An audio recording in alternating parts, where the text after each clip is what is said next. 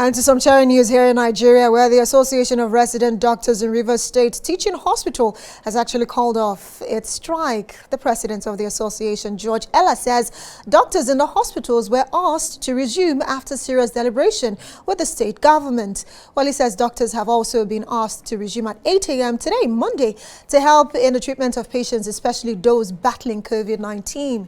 He is hopeful that the Rivers State government will fulfill its part of the agreement.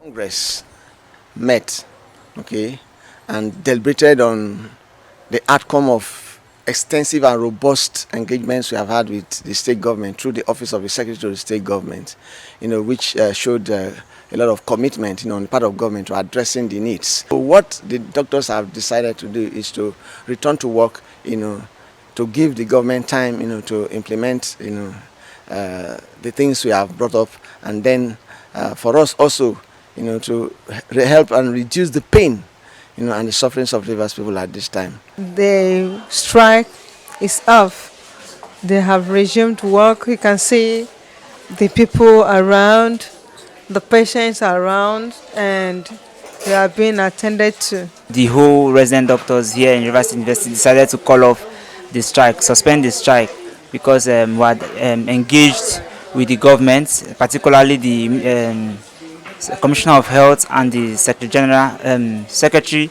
to the state government, who gave us, who had it. The discussion was a very good discussion.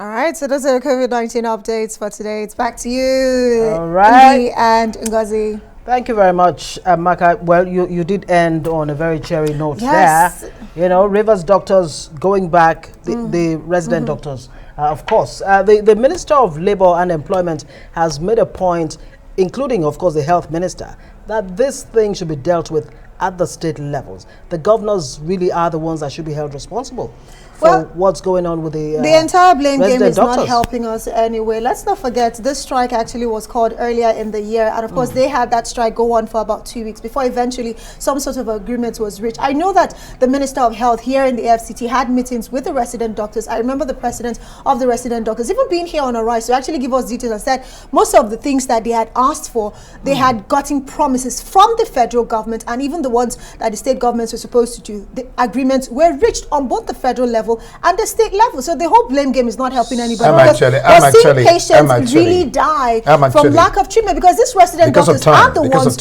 who really handle a lot of these patients. I was actually going to ask, is this a sign of good things to come across the states? But it doesn't seem that way, because the resident doctors are staying put. They say they need more than just talk this time around. They need action. What's this about Canada? Okay, we have to go. I'm told that that's the rest, all that we can take. AMAKA, thank you so much for the COVID-19 update.